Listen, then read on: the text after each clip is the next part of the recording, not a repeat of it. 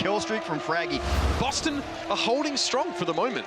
This guy's insane. Doing the damage and the heals. This man is on top of it all. That's going to be a nice defense from the Boston Uprising. Frags back and forth, though. Carpe going to work. Whoa, nice pick from Dream, though. Brave resurrection from Kelix. Impressively done. It's really just going Philadelphia's way. It's going to get more difficult. Striker with the style points. And sure enough, he's going for it. Philadelphia keep their hopes alive.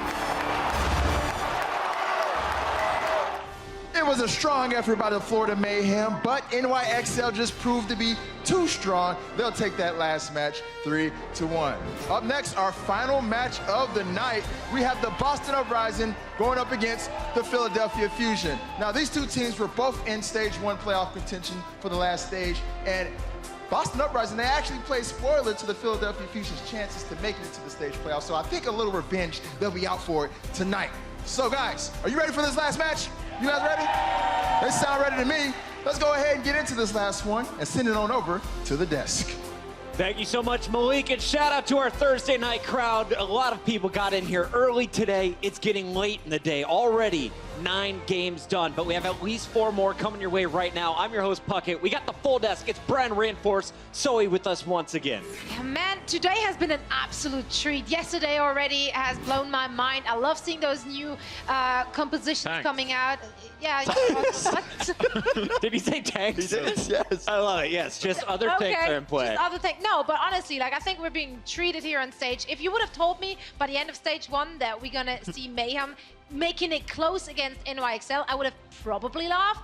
But they just did, and that's amazing to watch. I love it. Absolutely. Bren, before we get into this last matchup, let's talk about tanks what you have seen so far, and what is the biggest surprise coming into Stage 2 if you compare it to Stage 1? I just like the fact that a lot of these teams that a lot of people were putting down, right, they were playing pretty poorly in Stage 1, and I mean, a lot of people were blaming it on the Mercy meta. I wasn't too convinced, but I mean, evidence for it right here, right now, was Florida Mayhem in that game just then. They were playing significantly better. Yeah. Gladiators, well, yeah, they do have Fisher, one of the best tanks in the league. Not going to mention that one. We're just going to cut past that quickly. But tanks, yes, it always goes back to tanks, apparently, with Johnny. He does love them. Bless him. See, I actually thought he said things in a Swedish accent instead of thanks. I was like, why you see that? Why thanking people on the desk, Johnny? Johnny is a very polite boy. He also is a former professional tank player. Glad you're now an analyst, Johnny, because I get to ask you questions like this. With Mercy out of the meta, she was the most played hero in Stage 1. Yes. Who are the best supports now here in Stage 2? Well, it depends very much on the high ground, especially because you can have an Ana and a Zenyatta from up top, you know, and dealing a lot of damage and healing. But perhaps sometimes you need to speed boost yourself forward and get some momentum, and then you want a Lucio. So it very much depends on the maps, and I'd say we're in a very balanced meta right now. And speaking of the balance in the meta, we're also seeing a balance in the tank play. It's not always Winston Diva, Zarya, Roadhog, Reinhardt. Who gets played most? That is probably going to be the Diva is my bet for Stage 2. I mean, that's a safe bet, Johnny. Nobody's going to be arguing with that one, lad. I mean, have you seen the my brain just says Reinhardt. I can't get it away. Sorry, let me rephrase this. Of the 3 new tanks, which one do we see most? I'm going to go with the Reinhardt, yes. Still with Reinhardt. Yes. Okay. Thank you, Puckett. Johnny loves Reinhardt, just making sure. You could have said Reinhardt the first time. Nobody would have questioned you. You're an ex-pro player. Everyone, it doesn't matter what you say. You could be lying to these people. They'd still believe it. All right. Wow, okay. I don't, what a job. I don't believe that one at all. To be honest with you guys, we're just buying time for these players. They're about to get ready to come out onto this main stage. Real quick, before we bring them out, let's tell the story of what happened at the end of Stage 1. It was Philadelphia trying to break into the playoffs. Their run was stopped with a 4-0 loss to the Boston Uprising. Biggest key for Boston in that matchup, Johnny. How did they get the win over the Philadelphia Fusion in the first time around? Oh, it was, I mean, we were just impressed by Boston Uprising, we have to say. Like Dream Casper, I mean, he just popped off throughout Stage 1. And even if you're up against Carpe and Shadowburn, the way that Gamsu, especially on the front line, managed to facilitate the rest of his team and grant space for the back line and his DPS players, I mean, it was just fairly... I think a lot of teams weren't prepared just for Boston Uprising bringing it to the table. So everyone was a bit shocked, and perhaps Philadelphia Fusion as well. I know there was a lot of angry Philadelphia players today. They are looking for revenge. Real quick, though, we want to catch you up with everything that has happened so far. Day 2 is Stage 2, and we had the Outlaws going up against against the Spitfire. The rivalry is real. Outlaws coming out on top of a Game 5. And you just saw our #1 team, according to the standings, New York, the first team to get double digits in that win column. Now, though, who is the first team to go to 7-4 between Boston and Philly? We find out as we welcome the Uprising to the stage first.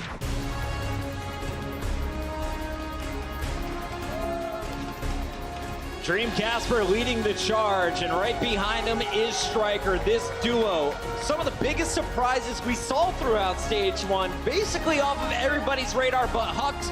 They have become household names, and really, it's the chemistry that this team has shown. The cohesion is already there. It is. Chemistry is key, and Calyx and many other of the players from this team have voiced that they are more than just a team. They have become close friends. And now bear with me as I go full Care Bear on you. Okay. But honestly, I believe in the power of friendship, which really just means that good communication, same goals, no egos, respect, and that trust. This is what the team has. And this allows them to have that cohesion, to have that chemistry, to trust in each other. Shot calling and in each other's engagements and disengagements. Look at them. Sleepy What's not to love? Zoe, your belly button is glowing with happiness right now. As we take a look at this lineup, Johnny, what should we expect from this squad now in stage 2? Well, I think we expect a lot of good adaptations coming out of the Boston Uprising, especially when it comes to the dancing and the camera work right here. But they have such great coaching staff coming from Korea. We have Krusty coming from the Xbox's lineup. Krusty, yes, that is his name. And I mean, he just showed in the stage 1 and surprised everyone how good of a coach he is. So going into stage 2, I think this team can keep up and adapt, and they are not just a patch team. Definitely one of the biggest threats in the league, but first they have to get through their first opponent of stage 2. Let's hear it for the Philadelphia Fusion.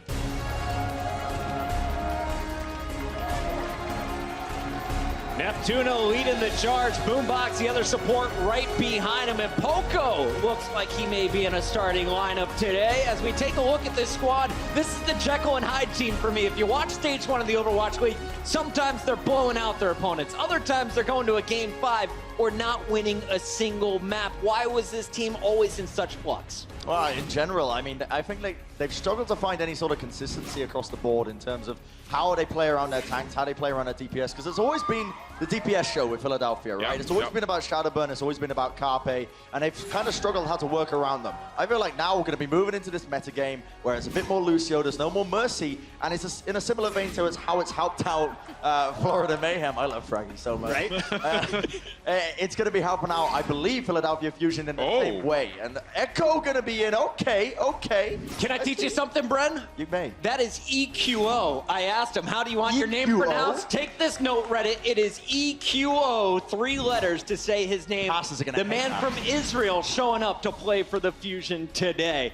I'm pumped to see this lineup, and for the first time, we don't see Shadowburn in a starting lineup for the Fusion. So let's talk a little bit about this new lineup coming in for Philadelphia. It's stage 2. We got a new meta. What are you expecting to see from Carpe, assuming that EQO also plays a Tracer? Yeah, this is actually, I'm very confused right now. I'm going to be honest. Don't worry. I wasn't expecting this at all. I mean, I assumed they were going to be running out with a Shadowburn, but I'm super curious now. What are they going to be bringing out here? Shadowburn, not in a starting lineup. I never thought I'd be saying these words, but I'm curious now. EQO, as he wants to be known. Yeah. Shelby, I want to see what he's going to be As turning he up wants on. to be known and named himself many moons ago. It is a bit of a surprise, sure, I can agree, because we know Shadowburn as such a fantastic player, but also, I mean, EQO, he has consistently been top 10 on the leaderboards in many seasons. So this guy, he is not new to the game whatsoever. I mean, he is really, really good, and I can't understate this, but it's just a surprise he's getting the very first opportunity in this game versus Boston Uprising when Shadowburn has been so Yeah, I mean, you're looking at the highlights. How do you keep a guy like Shadowburn out of the lineup? He looks so good, but that is just a sign in the coaching staff having some faith in EQO. Maybe they have some unique compositions. Zoe, what are you looking forward to here? Honestly, it's going to be EQO. I want to see how he's going to perform. I did talk to them during stage 1, asking how this player will be fitting into the lineup. And they said he's incredibly versatile. And also, prior to the Overwatch League, they actually did practice with him when they just formed the team. So prior to them moving out to the States, they have been playing a lot with him. Then during stage 1, of course, they couldn't really because of time difference, as he was still back in Israel, I believe. So that made it a little bit hard. But now that he's here and they had a whole week to practice with him, and the patch couldn't have come come at a better time either, because that was a reset. So now he can start at the beginning with that team. I think it's going to be great to watch. Fresh new stage, new meta, new faces here in the Overwatch League. It's time to find out how is EQO going to perform in his debut as we send it backstage to Semler and Hex. Thank you so much, Puckett, and thank you to the desk, obviously, for enlightening us as to how this man's name is actually supposed to be said. Yes, you're right. Definitely going to be a hassle having to spell out EQO. All of a sudden, I'm just going to be like, oh, and the Genji or the trait. Oh, yeah. Because what? Like EQO? I was ready to call him Echo like the dolphin. Yeah. EQO is fine. Of course, was on the Israeli Overwatch World Cup team 2017. Can play Genji, but I think maybe adding him in here gives him a little versatility. Also plays a lot of Tracer, so if you want Carpe and a Widow, you want to run a Widow Tracer, we'll see. But it's nice to see him getting his first playtime as we do enter into Hanamura. Yeah, are you a big fan of him, of them benching? I mean, you got to bench the burn, basically, if you're not going to, if you're going to be running EQO. This could be, I mean, it's a good time. Beginning of the stage, kind of figure it out, see how he performs on stage in front of the fans, in front of the, in front of the viewers. Bit of a difference in pressure there. Yeah, I don't know if it's the right time against Boston, which is a team that this rivalry is kind of building up between these two teams regionally, especially based on post-Super Bowl results and what we just saw last time they played. Yeah, I'm done with the Super Bowl. That's so 3 weeks ago somewhere. But yeah, I think it's interesting that they're going to give him playtime now because Shadowburn has been such an all-star DPS player throughout his time in Overwatch. But also, it's good that maybe Shadowburn gets a day off here and there. It's a long grind. We're only on day 2 of stage 2. We got a lot more Overwatch to go. Yeah, we do actually. Hundreds of games. I mean, there is a long journey ahead. And so, yeah, if that is the idea here, perhaps you can have some versatility. I mean, you could also have some very specific strategies in mind. Although, if he is that Genji Tracer kind of specialist, then that might be a little limiting when you're considering Burn running next to him. But we'll see how it pans out here for the Philadelphia Fusion. We are going to get into this series, the last series of the day. It's the Boston Uprising, who definitely put themselves on the map by the end of Stage 1 last season. And, well, by the end of last Stage 1. And Philadelphia Fusion on the defense. Well, Philadelphia on the defense does look like they're setting up into a pretty dive defense here. Dive being ultra-mobile heroes who can get in on a single target and get out. This is a purest form of dive you'll see. Tracer, Genji, Diva, Winston, Zenyatta, and Lucio. That is about as good as it gets dive-wise on the defense. So they're going to wait. They're probably going to give Boston some space to come in and then choose their target and go out. So action begins, and we just follow. I like it. Note already into the fight, getting that high ground, scoping out the defense here, trying to figure out where they're playing from the Fusion. More importantly, figure out what they're playing against here for the Boston Uprising. But so far, just a little bit of poke here, making sure that his healer's going to be able to top him up. No problems there. And so far, both the tanks just taking both flanks, looking at each side where they want to attack. The defense has been very lackluster so far, or rather patient so far, as EQO picks down Striker. That means the offense can't really go in. That's so much punching power for this Uprising team. Well, not a bad start. It's not like Striker is exactly a weak Tracer either. If you can catch him out at the beginning, start off strong, maybe, send a little bit of a message here, right? Hey, I may be new, but I will still hack your head off. Well, absolutely. You already got 80% on that Dragon Blade as we will watch him throughout the match here. It's been very passive back and forth, looking for this crucial kill on the offense. Once you get 1 or 2 kills on these first attacks, it is the time to go, and they put them in a very odd position here. Wow, Fraggy just barely getting out of there alive. Poco dancing on the edge right now, and he will get dropped into the Baby Diva. EQO going ham. 2 kills for him with the Dragon Blade. He delivered, Hex. That's what you say. You need to get 2 out of it. It's kind of standard. It's in the fine print at the bottom of the contract, and he did read it. It's etched on the blade in acid. They do go and shuts down Dreamcasper as well. This is kind of what I was thinking of when they were bringing EQO and play Genji, because much like Tracer, there's different styles in which you can play Genji. And Shadowburn is very good, but can sometimes be a little too passive. I've been, knocked on for holding his blade a little too long. The moment EQO had his, he went to town on it. There's definitely different styles to play, and some teams like to have both of those styles. Definitely makes him a bit more difficult to predict when you're actually going into the match. What are you going to be dealing with? Carpet going for the stick. Not going to get anybody out of it, and Striker has removed EQO from the equation here. We do have to trade from Boombox for Nako, and that's actually not too shabby here, considering there will be no trance for Boston Uprising, no throughput here on this point. Yeah, and because of that, Philadelphia is able to clean it up. The only person getting kills is Striker, who's taking Boombox out of the mix. But it does seem like Philadelphia is still holding strong in this fight. That is the cleanup right there. It will reset. Defense looking good. A little shy of 2 minutes now somewhere. Yeah, no. Eventually staggered. Nicely done there. Some good patience being displayed by Philadelphia Fusion. We will have Boombox kind of float leaping his way back into the fight eventually. He will get back here in time for this next push coming in from the Boston Uprising, who certainly have a big advantage going into this next fight, Hex. That's going to be the big deal here. The ult economy heavily favors the offense. They've been banking ults, but the longer they wait, the worse it is, because the DPS from Philadelphia are about to get there as well. Some nice peel coming back to deal with Gamsu, who just has Genji in his sights, but everyone's going to live through this. Primal not going to accomplish much. Striker continues to light up the board with opposing DPS. Oh, that's a big deal, man. Wins the duel versus Carpe. Oh, EQ, oh, the surprise slash, the dash to the face. And he's got his Dragon Blade once again, just waiting for the reset here if he's going to find an opening to get into this fight. So let's have Gamsu in a bit of a tight spot. There's Neptuno to pick up the kill. And EQO now just contesting, dancing on the line with the rest of his team. Might have been a little too patient there, waited a little long, spent a lot of time trying to deal with that Winston where he could have been on the point, looking for a little bit easier targets. Casper pops Visor, cleans that up. Philadelphia does have some defensive ults to hold though, so no worry about really getting snowballed here as Boston made some switches and used some ults last fight. Exactly right. We will have Kelix on that Mercy already. And well, that means that there will be, well, one thing that's worth mentioning is that we are on the updated patch, and so Mercy, Valkyrie has been nerfed. Keep that in mind here watching these pros on the Mercy. It is no longer the Valkyrie Goddess. Carpe with the pulse stick onto Neko, that's gonna end him. And just giving ground here, Boston Uprising, backing off. Hoping that perhaps Philadelphia will overextend, but it's not looking like it. They're also hoping that Philadelphia will use more ultimates, but so far they're playing as super smart. It's what I would love to see Philadelphia continue to do. Ration out the ultimates as though you'll never get another. Use one for each fight. End the fights before they start. Ideally, they would be taking fights outside of the point area, this enormous room. So maybe Echo can find a flank here. Sorry, EQO. I had it in my head forever as Echo. It just makes sense. It just makes sense. Maybe he's got something against casters. You know, just wants to make life difficult. Who doesn't, really? Nah, fair enough. Yeah. Well, here we go, man. The man we were talking about, the man in question, making sashimi out of 2 already, and a 3rd, and a 4th. All right, making a statement. EQO going to work. It is that just aggression. He's definitely playing a more aggressive style of Genji than Shadowburn does play. And sometimes one's going to be right for the situation, sometimes the other.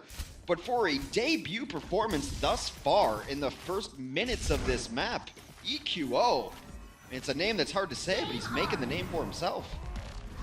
He knew it. All eyes would be on him, wondering what to expect, and he had to make a statement, Hex. Had to lay down the pain right out the gates and put Boston Uprising on the back foot. We've got barely even economy going here for both of these teams in terms of ults, although Dreamcasper will pick up his TAC Visor. Man went to town last time he had it active, and so let's see. This could be the big stick into the hallways. Not gonna connect.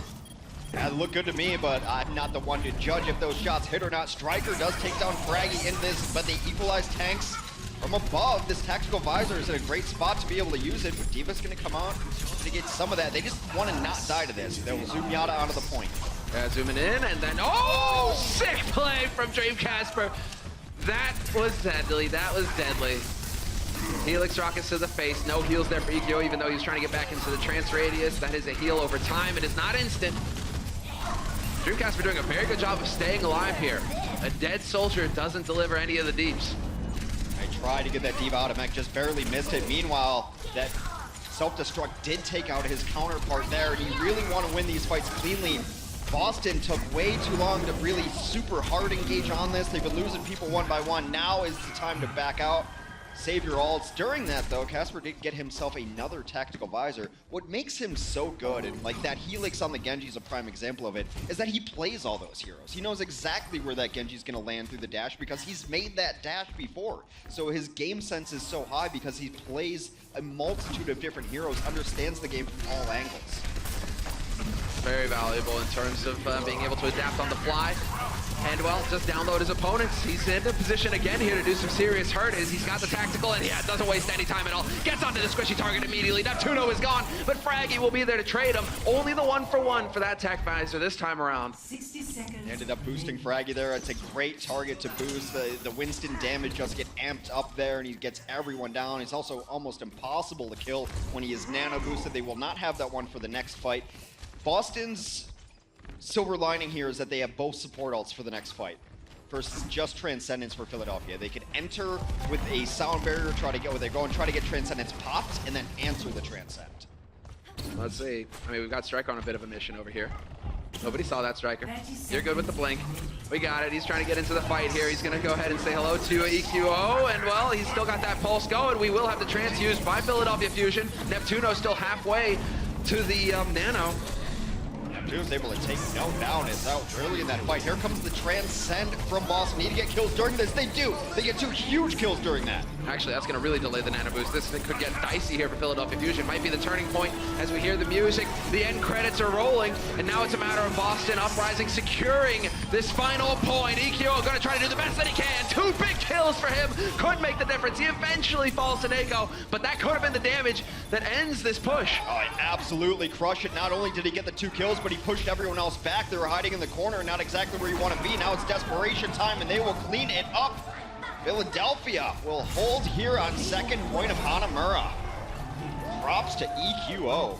Super solid work from him. In terms of damage, he's in the lead right now in terms of damage. Delta, I don't know. Dream Casper has been ahead, but of course, you know, Soldier 76 just constantly pumping out damage. You're going to get a bit of an edge there. 12 final blows, though. I mean, that is pretty beastly.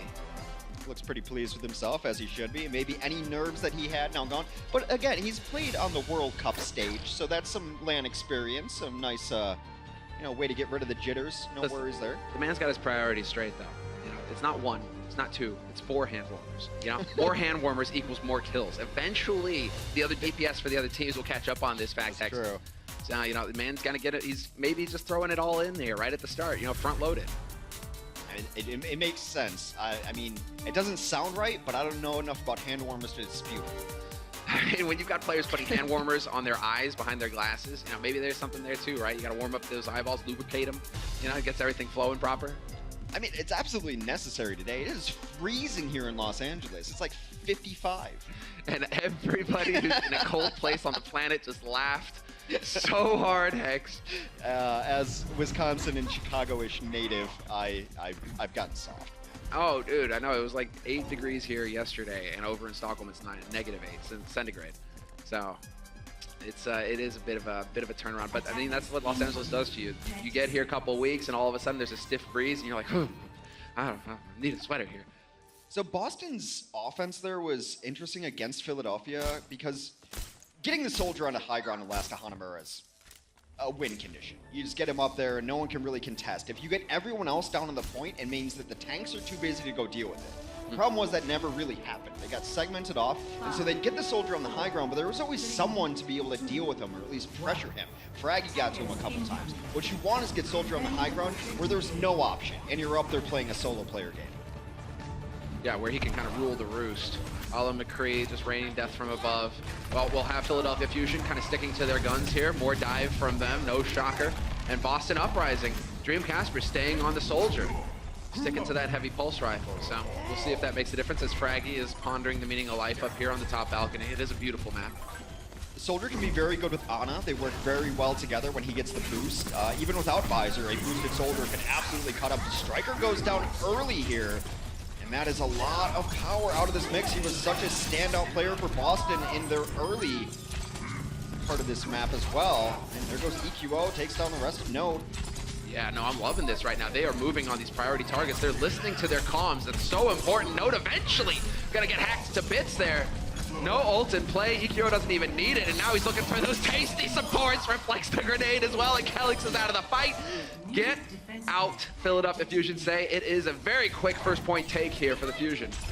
Ana tastes her own medicine now. This is in snowball potential here. They don't need the entirety of the point. They only need 50%. EQO takes down Striker. Without Striker, it's hard to see Boston taking this. Oh my god, man. This guy, he doesn't care. He just melees you to death, and he's gonna get the follow-up as well. Here we go. The Dragon Blade in play. It does AoE damage. And Kelix barely gets back in time to stay alive, but that might be it. The turning point could be reached. Dream Casper got the tech visor, but Poco is there to turn it on his head. And while Philadelphia Fusion, now it's only a matter of time, and it is perfect. Flawless victory here for the Fusion on the first map versus the Boston Uprising. And well, EQO, man, you're right. Stylistically, I can't remember the last time I've seen a Genji just hack people melee non-stop like that for the longest time. I mean, he forgot that he had mouse one. You could throw shurikens. I kind of thought that was the reason they brought him in, just a stylistic difference. And look, Philadelphia does the right thing as far as I'm concerned about building an Overwatch team. is a talented player. Do we have one that plays it already? Fine, but let's just bring more talent in.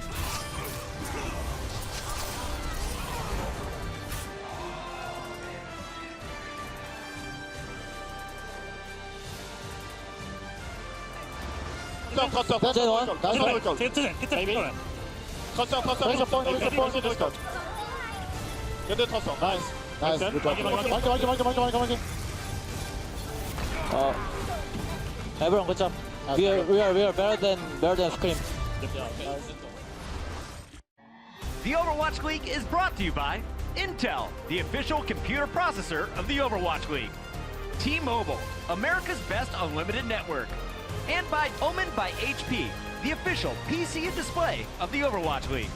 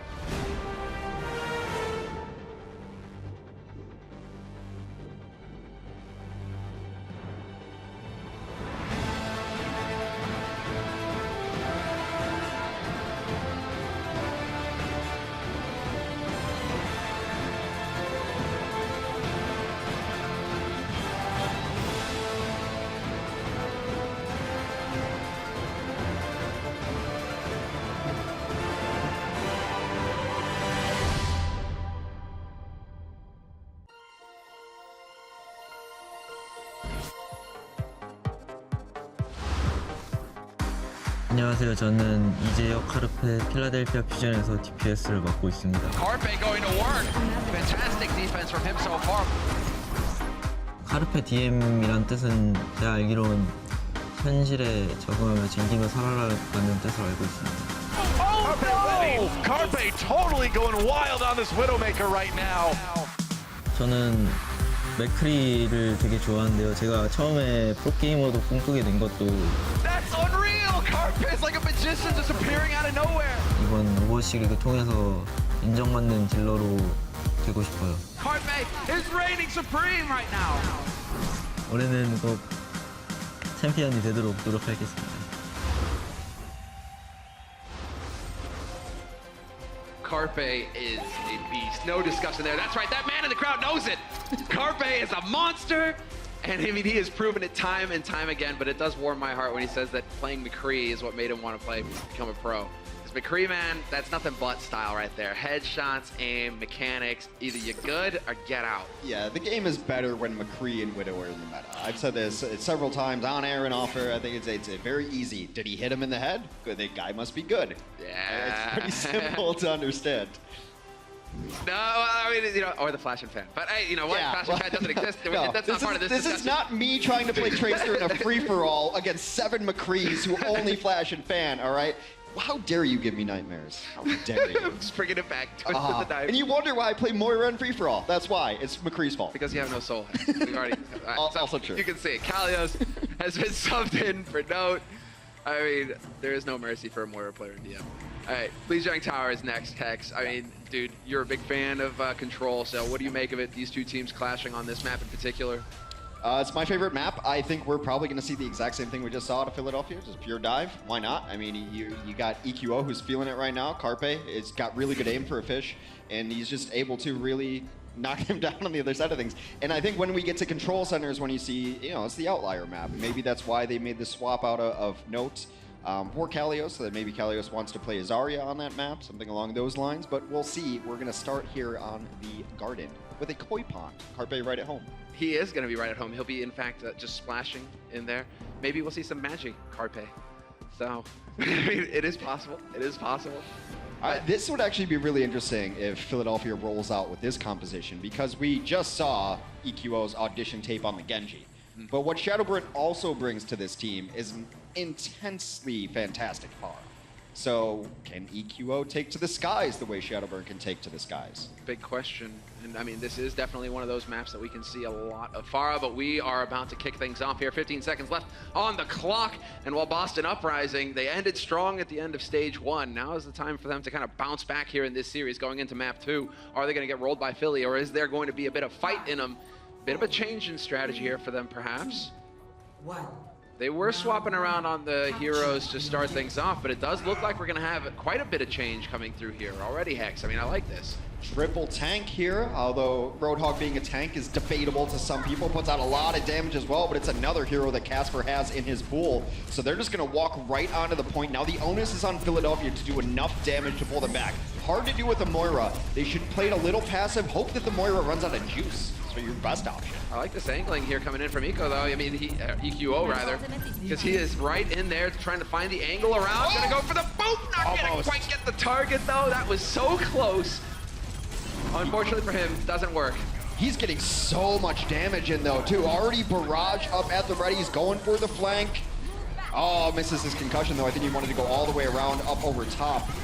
Oh, that would have been so tasty. Instead, he's just going to fully commit to it. There is going to be the shield up, however, for Reinhardt, and so he will survive, or at least the Boston Uprising will behind their hardy tank. And, well, there it is. This is what also is so powerful about this triple tank. You get that soldier in there with that biotic field. You're just healing everything along with Moira. So hard to get a kill, but Poco, with the self-destruct, living up to it, man. He does get 1 and 2 in the follow-up on Gamsu.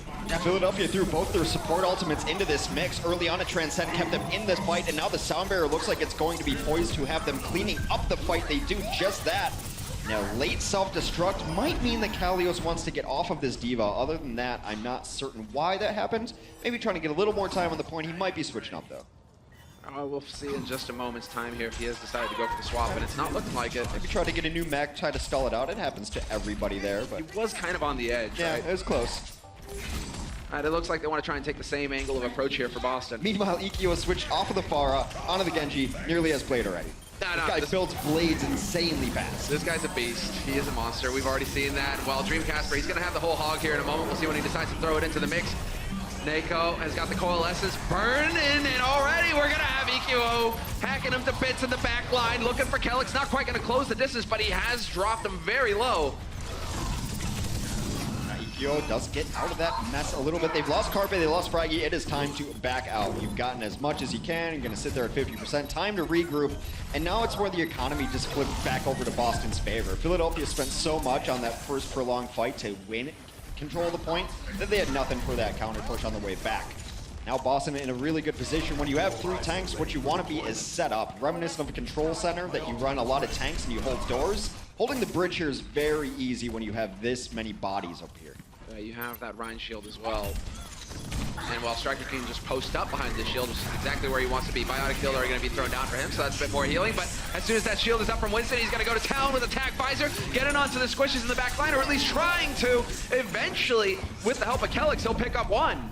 I'm surprised he didn't get the Baby Diva there, too. Actually, it got a lot less than I thought it was going to happen. Poco's able to take down Striker. I don't think it's going to be enough quite yet. Not with that hook. Dreamcasper puts Neptuno back to spawn. Boombox will follow shortly after, and Boston will maintain control of this point, barring a miracle. Yeah, Boston bouncing back the stick on a Dreamcasper, but he can take a breather and bring it right back up to full HP. Whole Hog again. Dreamcasper also going to work on this Whole Hog. He is farming ults.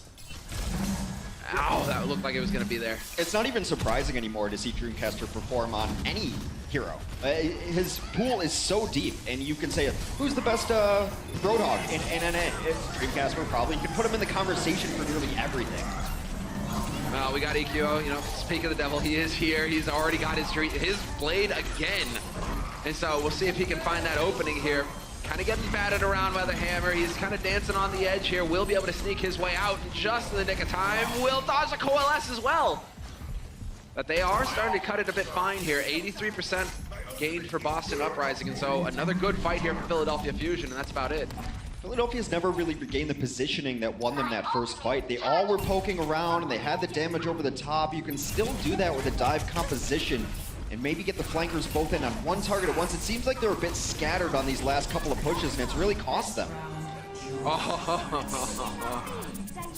Carpe's not going to be happy about that one.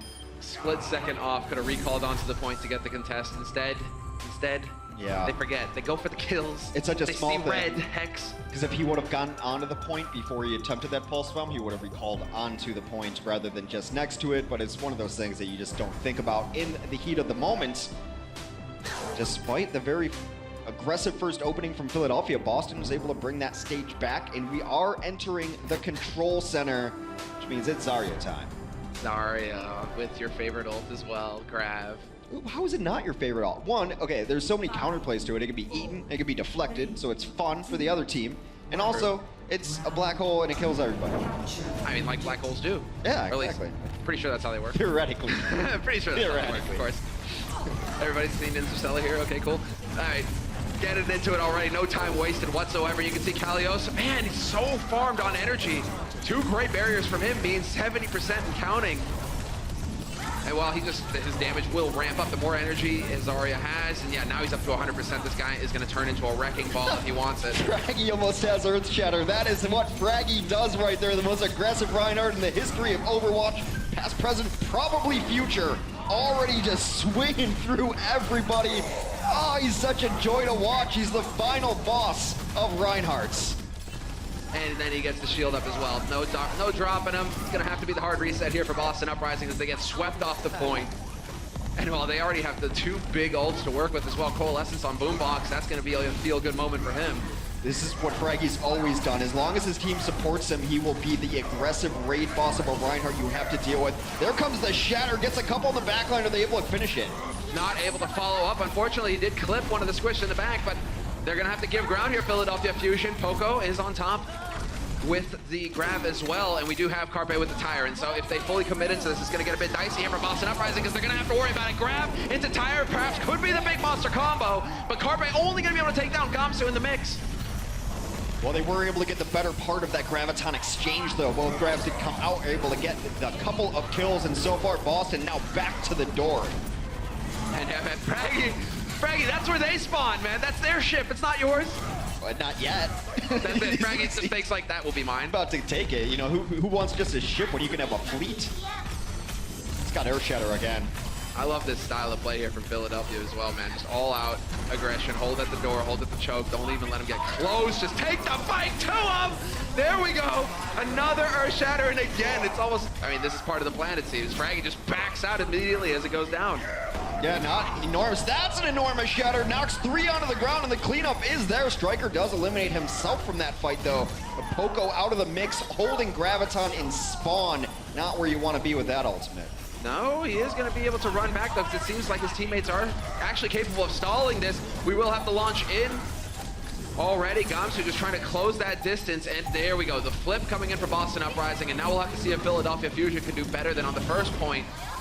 Kalios will get the DMAC on EQ as well. Yeah, there's no reason to stay on that point any longer. You're at 95%. You know you're one fight away from winning it. So getting between 95 and 99, there's absolutely no difference in if that fight's going to end or not. Now we are going to have dueling grabs yet again. Let's watch the Divas to see if they can make a play. If a grab gets eaten up, that's a huge advantage. We've got Carpe with the tire as well, though, so they could try and go for the Wombo again. Ah, well, you hear it, ladies and gentlemen, and let the noise begin here, rumbling through the halls, and well, oh, that's definitely not what you wanted. Gonna just get free energy over here to Kalios. Kalios' grab came out and they got almost nothing for it. They're going to retreat and now they're going to be able to counter-engage with their own grab. Ideally, they get Casper out of mech so that they feel very safe by tossing the grab. You do not want to lose that grab in there. Casper's being backed up, but look at him. All eyes are on Poco from him, but the grab comes out anyway. Coalescence is all over the place as well. Total chaos on this point. They are contesting still, but the self-destruct will come through here for EQO. Hammers are all over the place going down as well. Well, we are just trading back and forth. They will be a couple getting split up. Somehow Neko does not survive. And that might be it. The turning point here where Philadelphia Fusion are going to get up to 99%, and now the pressure really ramps up on Boston. And now they're just going to throw bodies into the point and hope for the best. Gamsu does end up hitting a charge onto Carpe. That is absolutely huge. Casper's still alive on the point. More tanks join in as the bubble commences. This one's not over yet, but the next kills have to go Boston's way. Ooh, I like that self-destruct positioning, but he is not going to get anything out of it. Poco instead absorbs the damage. Doing the more. We have the Coalescence coming through, and well, glad that we have the overview right now because this is just going to be two lines of battle clashing one into the other with the Rhines. There's the grab, though, onto the side, the pin into the wall as well. Fraggy trying to capitalize, and Fraggy, he's nearly got his Earth Shatter, just now takes over, and he doesn't waste any time. Neko gets saved by his own. This is getting out of hand. World of tanks in play. That grabs on, hits nothing, but Gamsu ends up falling himself into it. He's getting harassed by Carpe. Solo does get cleaned up. Eventually, it turns all orange, and we're headed to a stage number 3. Whew. The out-and-out tank battle. But it is a bit of a feel-good moment there because you got the Rhines as well. This shield-on-shield action. It's like watching the Spartans. We're going back in time here, Hex. I don't think Fraggy has a shield. I've yet to see it, really. Only when absolutely necessary. It's funny, he was running around there. We're in the overview, and everyone's kind of just away, and he's just chasing one, chasing another. Someone fight me! I'm ready for a good fight.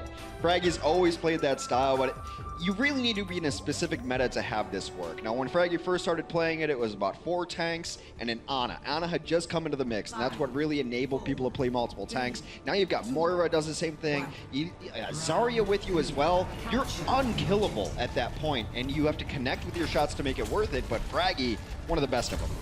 He's dealing so much damage. Let's keep an eye on him as well, just because... Oh, well, he's changed over to the Winston, unfortunately, so no more hammer swinging here as we go into the final point of this map.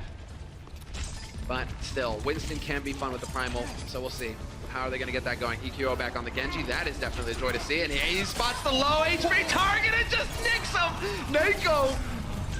He had a split second, but it's not going to be enough. He barely even touched him. It's like he died from the wind, which was created from the dash on the way through. EQO cleaning up now will DMAC and delete Kalios on the swing back.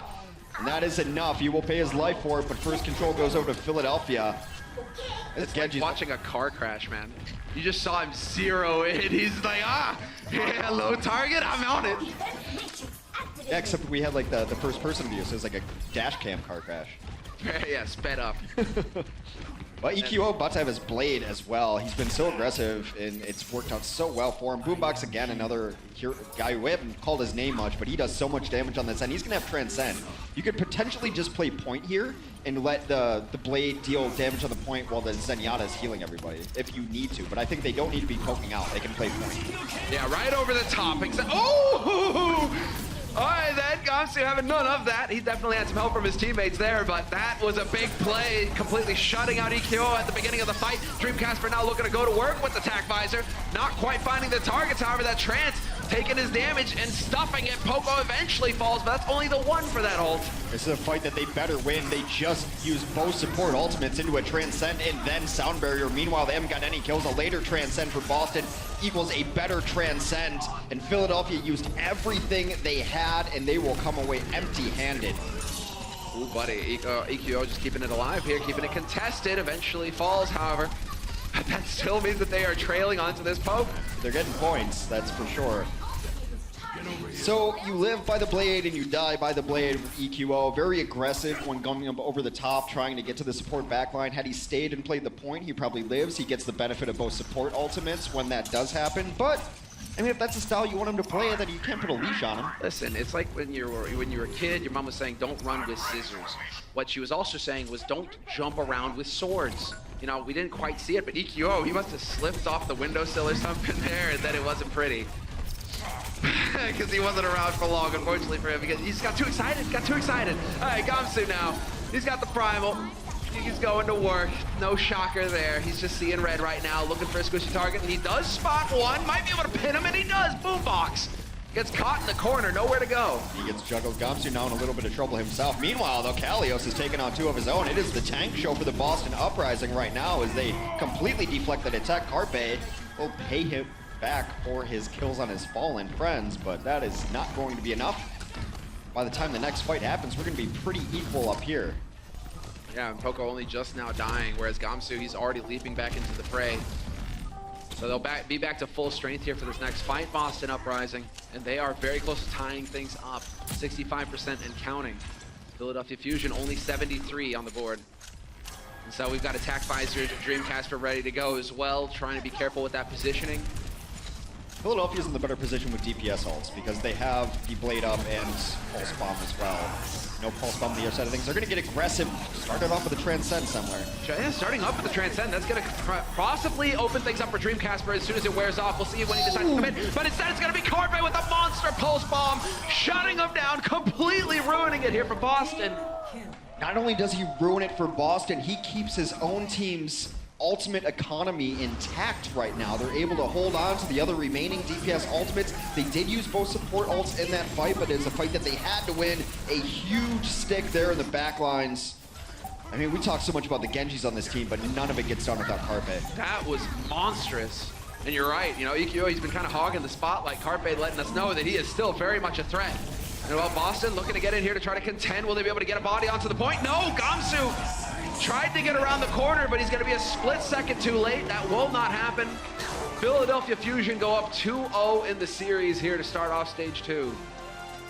One of the things with Carpe is that when you're that good every single game of every single week, people just take it for granted. And we should not, because he creates so much space for the other DPS to shine. Philadelphia, swift 2-0 map lead over Boston. EQO definitely doing the deeps.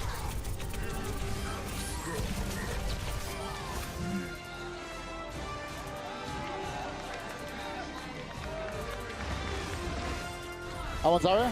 I'm gonna grab in 10. Shooting. No one, good thing now. Oh, such. Nice one. 9. Moya. Nice. Nice, let's go. The Overwatch League is brought to you by Omen by HP, the official PC and display of the Overwatch League. Intel, the official computer processor of the Overwatch League. And by T-Mobile, America's best unlimited network.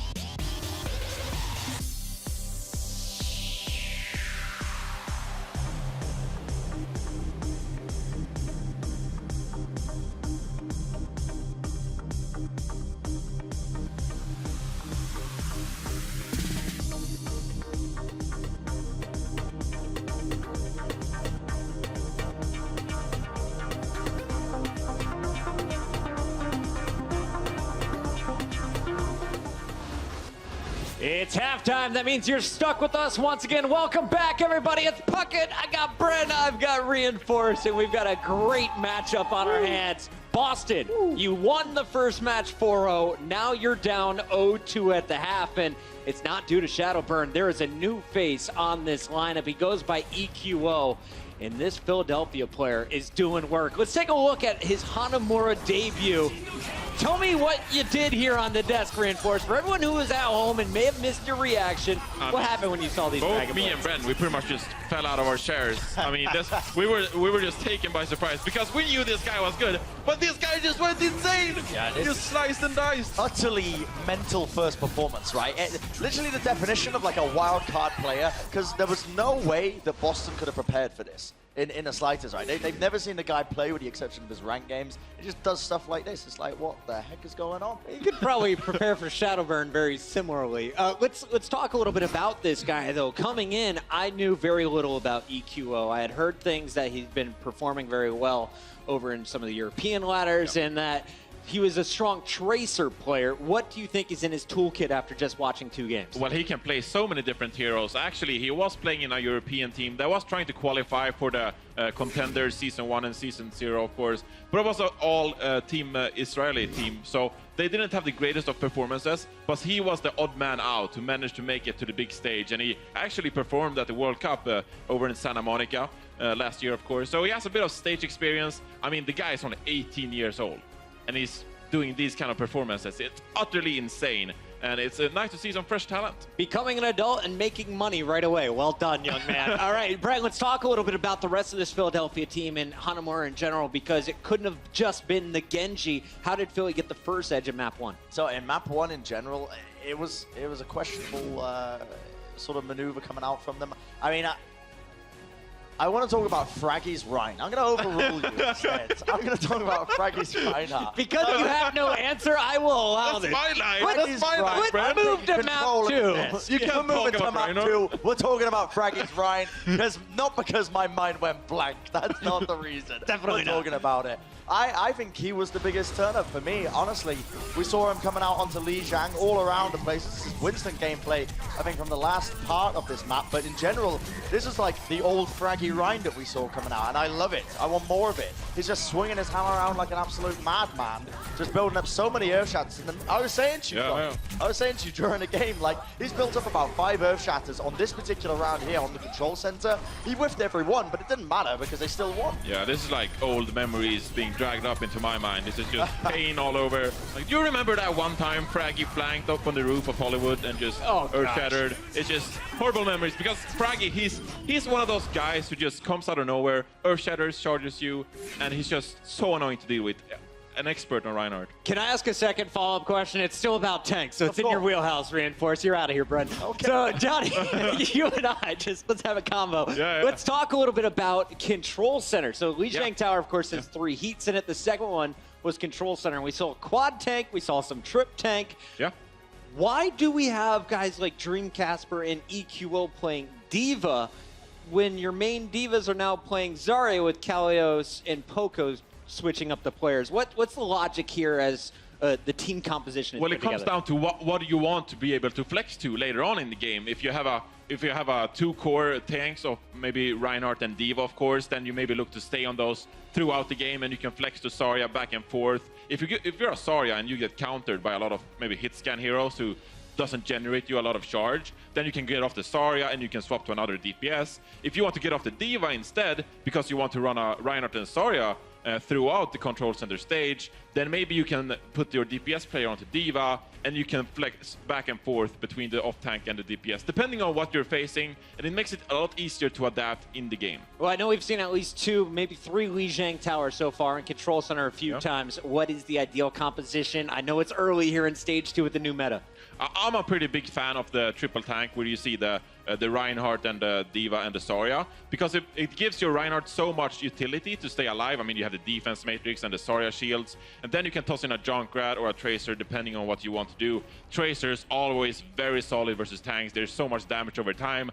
And then again, Junkrat is also so good because of his damage over time and just being a nuisance with all the mines and the tires, comboing with the Zarya, etc. So that's probably my go-to tank composition. But maybe because I'm a Reinhardt main and I like swinging and giving a lot of help from my teammates. We've missed the big shield, and we've definitely missed some Zarya. She was missing in action throughout stage 1. Bren, let's talk about the second half as we wrap this one up. You're Boston, you're down 0-2. Hollywood is map number 3. What do you need to be aware of coming in from the Philadelphia Fusion? What are your strengths coming in? So they've always been very good at coordinated dive, and it feels like we're not really seeing enough of that coming out from them, mainly probably because they've been forced into playing these Reinhardt compositions. But even then, when Boston played it in stage 1, they were still very good at it. So this is like why there's question marks in my mind as to why Boston are performing this way. And I think like they've been taken off tilt a little bit by the lack of the Mercy meta, because they've been practicing and grinding so hard in this one meta game, whereas a lot of these other teams already have practice in the Lucio meta. So we might see a bit of discrepancies because of that. However, I mean, if they just stick to what they know, which is that clean, clinical dive, I feel like they're going to be having a good time later on as well, especially because Philadelphia play a bit more chaotic. They're down 0-2. Do they come back and win this thing? Boston? I'm gonna go with yes. I personally. No, why do you pick from Bren? What are you doing? I'm gonna go with yeah. Did I predict Philadelphia? We're gonna end this segment. That's gonna do it for halftime. Boston wins. You heard it from Bren. They gotta win 3 straight. That's coming up on the other side of this break. The Overwatch League is brought to you by Toyota. Let's go places.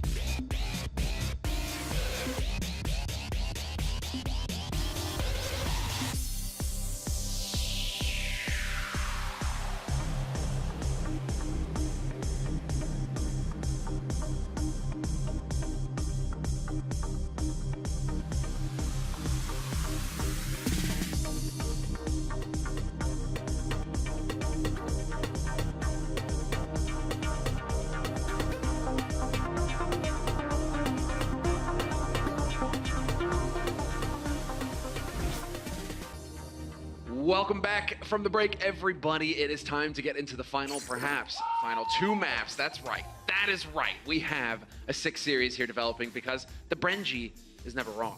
it is always possible to come back in these sorts of series. Unless your opponents have got 3 maps on the board, Hex, it's possible to run it back. We've seen it before, the reverse sweep. I mean, the asterisks, I guess, never wrong about Overwatch, because, I mean, his everyday life, that man makes terrible decision after terrible decision, but luckily he posted all the Twitter for all of us. Note will be coming in for Kelios as we will be moving on to Hollywood. One of my favorite maps because I'm generally casting from a dark room with no windows, and I get to realize that there's a sun outside. I know, and in this day and age, Hex, we can actually look out and see the Hollywood sign. I know. You're sitting on your balcony like, oh, look at that Hollywood sign. Oh, fancy. Well, it's more like, I never thought I would see it. Because I'm a West Side boy, Hex. Right. I come from Venice. There's no reason to cross La Brea. And now all of a sudden I'm here on the other side. What is this doing to me? Well, we're here in Burbank. It's all right. I'm on the other side of the hill completely. But yes, we are in Los Angeles, in fact, Burbank, the Blizzard Arena. And while we have 2 maps, potentially 3 coming up here to end the day, it is going to be the Philadelphia Fusion up 2-0 versus Boston Uprising. And well, I mean, Hollywood, this is a glorious time, Hex, because we've had stage 1 with some maps. Now we get all fresh and new maps and new meta and new everything. Hollywood's always been one of my favorite maps because it requires teams to switch their compositions almost all the time. A lot of times, maybe on first point, you can run a pure dive, but a lot of teams will opt to run a slower, grindier tank push, which is fine. But on second, you have to have something that deals with high ground. You have to get mobile tanks, a Windsor and Genji, because otherwise you're just letting the other team set up on high ground and pelt you from above. Now, what you want to do. And then third point switches out as well. Third point can be very good for Widows. There's a lot of really cool stuff on Hollywood here. Hopefully we get to see all of it and not just this first stage. Of course, the objective is the most important objective in Los Angeles, getting an executive to its parking spot. Yeah, I mean, and he is a mean exec too. You know, he's like, oh, get out of my way. Are we there yet? Yeah. Are you a kid? We'll get there when we get there, exec. Well, I mean, you know, Boston, if he's waiting on Boston Uprising, could be a while. I don't know. We'll see, because they've got to turn it around here. And so Philadelphia Fusion, you know, everything that you just highlighted about that map kind of speaks to their strengths. At least what we've seen so far in these first 2 maps of the series. If you got a deadly EQO on Genji, high ground, low ground, underground, that's where he's going to be sending you. Played a good Pharaoh, played a solid Diva, didn't see a ton of it on it, and now we're going to see another hero from his pool come out. He's going to run the Roadhog as Philadelphia has opted for a triple tank defense here with a Moira. And on the other side of things, they're also going to run a Moira, but in lieu of a Zenyatta on a kind of dive composition for Boston. Very curious to see how this is going to shape up here for Boston. They're kind of going for the pokety-poke here at the beginning. Just getting to know each other. Dream Casper from on high, raining in the shurikens, and he is getting on to EQO. They're doing tremendous amounts of damage to the big tank, but of course, he survives. He's on Roadhog. He takes a breath. He's got a pocket Moira, and in the meantime, this is bought it all here for Carpe. The room necessary to find the kill on Kelix. Yeah, you think you're doing damage, but there's Moira, so you're not. You're just literally not doing any damage. Already, both Coalescences up, both will cross the streams.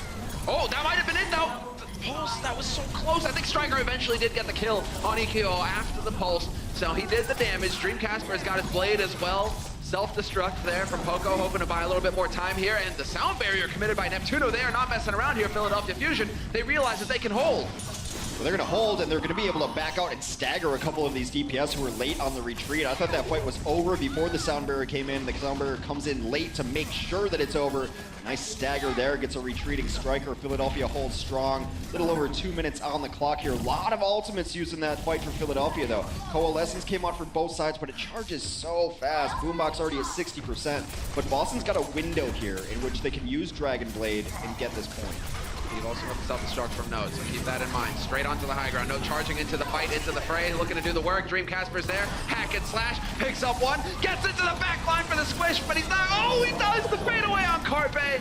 There we go. Dream Casper doing work.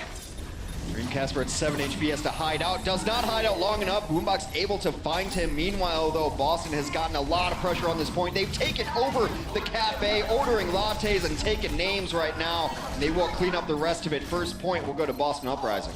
Super solid. Sticking together and getting the job done. That exec is on his way to the business of making more Marvel He's going to go do a business at the business factory? Yeah, he's going to go, you know, he's got Stanley on the phone right now. Oh, which Marvel movie do we have to make next? Oh, right, okay, hold on, let me just go and print some more money. It's probably Stan Lee in that limo. I mean, he does a cameo and everything, right? Yeah, actually, that is the case. So right now you see high ground, this is where the defense is going to posture up, but eventually they have to give up the high ground just to put pressure on the cart. Now a brawl will ensue with the Coalescence out for the defense. Yeah, we got the laser beams going non-stop on both sides, lasting forever. And nothing really coming of it apart from some good healing there to keep to keep your teammates alive. That's the big deal. Takes a little bit more to get the kills. Striker, though, nice tracking there on EQO, manages to snuff him. Both Genjis now out of this fight. Now the backline under an immense amount of pressure. Now the tank's unable to get back there quickly to peel, so they have to burn out this sound barrier. That's pretty big. Carpe, though, with the stick, they're grouped up, and Kellex can't survive it. Solid from him, still keeping this fight up, still contesting on this point. He's on Striker's tail as well, looking to try and shut him out. But the recall will get Striker out of harm's way.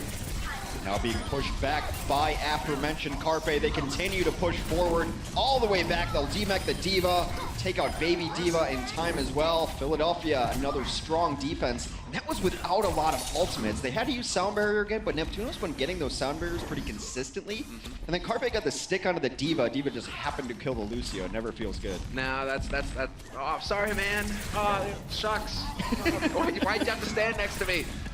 And then Kellex like, I'm your healer! I'm trying to keep you alive! Why did you do this? I thought we were friends. I thought we were friends.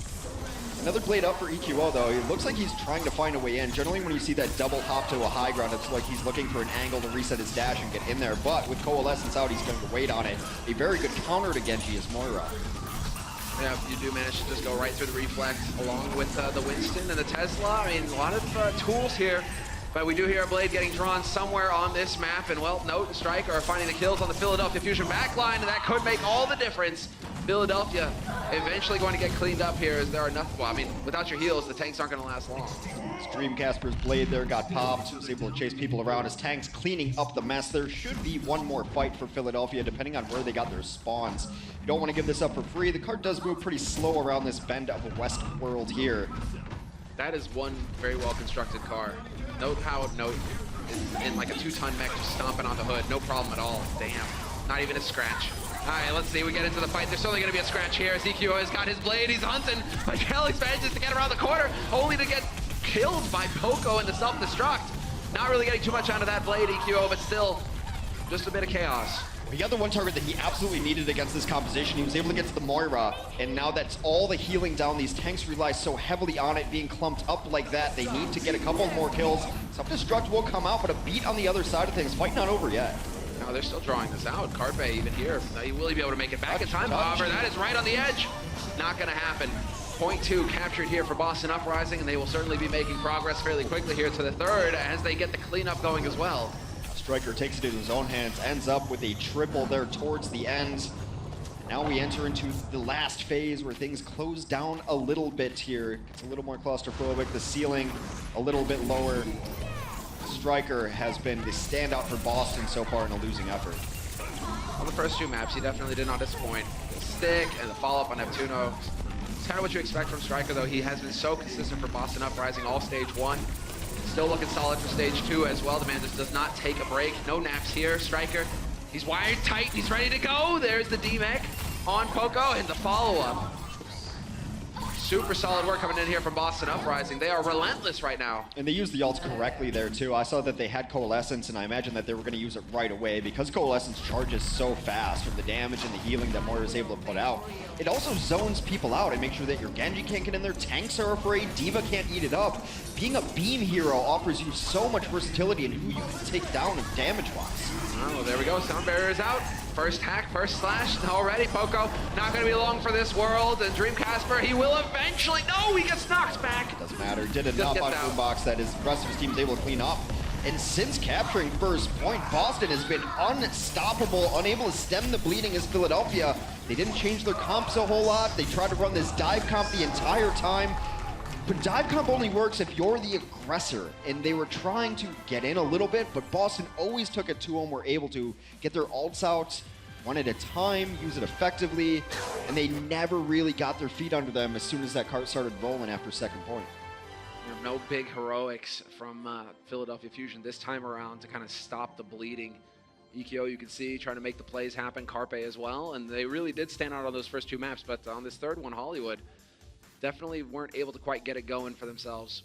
You got to give it to Boston though, man. When they have that advantage rolling, they just stick together as that killer unit, and it's constant pressure.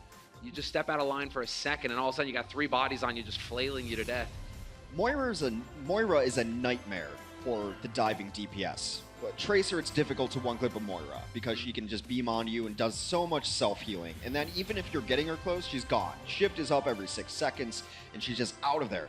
As a Genji, she will bait out your blade dash. So you're in there, and then she's gone, just in the wind. And then you're stuck without a dash, and you're just a guy holding a sword at that point. Nothing's really happening. And a bomb. Yeah, and beyond that, she can do so much damage to Genji, and the deflect doesn't matter, but Genjis, when they take damage, instinctually deflect. Doesn't matter if it's a Winston or Moira, so now you're baiting out abilities. I think she has a possibility to really change what people want to run, or even just kind of deflect the notion of Dai being super strong. She's that good. I mean, versatility there as well with the multiple tank strategies that she opens up the door for. It's going to be fun to see how this next stage develops. A whole lot of variety possible. And you can still run her in dive as long as the dive is going to be on low ground, because her biggest disadvantage is that she's unable to get to high ground quickly. Like a Mercy who can Guardian Angel up there. But if you're going to fight on flat ground here in Hollywood, she can keep up with everybody in a dive comp. And she has a few choke points to get the most out of that orb. I mean, keep eyes on Boombox and on Kelix. They are certainly going to be doing the work here. And well, we already have a change of strategy coming out here from Boston Uprising. I like to see it. Always excited when a McCree gets into the play, gets into the mix. The man is just going to start doing the damage. Although that was a great call coming in immediately. EQO just commits to the fight. No shocker there, but his teammates follow up right behind him, and they are just running right over Boston Uprising right now. Well, the notion of the McCree is to prevent the dive, because Flashbang's so good against Tracer and Genji, if he takes a headshot, is always going to be in trouble after that, as your Winston can clean it up. But where McCree struggles is being overwhelmed. McCree is one of the best 1v1 duelists in the entire game. 2v1, sometimes. All of that versus him? No, not a chance in the world. Big bodies. I mean, you got an angry monkey just diving on you, then you got the 2-ton mech coming at your face as well. Yeah, it's not pleasant. It's not pleasant for the Cowboy, but we'll see. We'll see if they can turn it around here, because Dreamcasper hasn't swapped off from the creep. So again, another hero that has a little bit of difficulty getting onto that high ground. A little bit slower. You know, he's got to get his boots on. Whoa, hitting so much poke with these direct shurikens. The primary fire from a mile away was connecting. Now he's in. Holy hell, man. And he just completely chops Dreamcasper in half. Big kill there to start things off. That's a lot of DPS gone here for Boston Uprising, and we already have the trance out as well, which means that EQO is grinning ear to ear. He knows that he can go for the Dragon Blade at any point in time, and sure enough, there it is. There's the first kill. Kelix is dead. He's on top of Striker 2, and Nyko is there to ruin his day, but still, EQO getting the damage. Now it's going to pop self-destruct, get himself a new mech, but that's not going to happen because he dies before he can remech. This cart will continue pushing there. EQO knew that perfectly. He knows that the McCree is gone, so no problem, not going to get flashbanged. He knows that everyone is low there, gets in, and what's always impressive about very good Genjis is how they manage their dashes. Without your mobility, the blade is absolutely useless. You might as well be holding a broom. But he goes in there and he uses his dash through the house, which is such a precision dash, because if he misses that, gets stuck on a bar stool, it's over. The blade's donezo. Happens to me all the time. Getting stuck on a bar stool. No, this could be big. No, what? Oh, well, there was a pulse bomb. There was a dream. Unfortunately, some of them don't come true. Carpe, though, he's going to keep going to work, man. He doesn't stop because of that. Still pushing all the way through, despite the pulse bomb, I think, getting eaten up in that mix. They will continue to go through. Coalescence comes out to seal the deal. And that's one of those alts. As far as supports go, you got Sombra. You know, if you have it, use it, because you're going to get one quickly again. If you have Pulse Bomb, if you have it, use it, because you're going to get it again. If you have Coalescence, you might as well use it, because you're going to get it pretty quickly. Yeah, a lot of ults. Also, Boombox wanted to switch anyway, so he's going to move over to his familiar hero in Zenyatta. And it doesn't matter how far away from you, EQO is still going to hit all 3 shurikens. It's ridiculous. It should not be happening. I mean, look, he's almost got a Dragon Blade again. And he's already getting that high ground as well, so he can drop into the back line if he wants to. He can really start to ruin Nako's day. Nako has got the transit, so EQO is going to be aware of that. Dreamcasper isn't too far away either, but Frag and EQ working together as a duo, and the transit's been forced. Beautiful force right there. EQO might give his life orb, but it's not going to matter. He'll get back in time. to be able to use his Dragon Blade on the next push that they want. They do have to be very careful of Dream Casper's Deadeye here. And not that it's going to kill EQO, but it will make his blade useless if the Deadeye comes out as soon as the blade comes out, because then he's going to have to spend a lot of that time deflecting. And you really want to be slashing as much as possible. 100%. But they are continuing to make progress here, and yeah, we have the man in question, EQO, kind of dancing around here on the edge. Once again, just looking for that high ground edge, perhaps. The rest of his team are going to work. Fraggy getting top back up again, and again, this man is relentless. Just hits a triple just out of nowhere. A triple shuriken a mile away. It's crazy. All right, well, I mean, Carpe is still here, though. He could still try to get this pulse onto, oh, thinking about it, goes for the stick, and he doesn't quite connect, and that's going to be the primal, and the drive-by monkey. It was such a cute play, too bad it didn't work out, to go inside and to recall in the bubble when he's not expecting it, to try to hit that stick. Does bait out the primal rage at least, so not completely wasted there. They're still going here. EQO getting kills, and he's got a blade as well to work with. Gets the sound barrier, might be time to go. Yeah, might be time for it here, because he knows there's still no trance possible. The longer he waits, however, Nako is getting terrifyingly close, 15% away.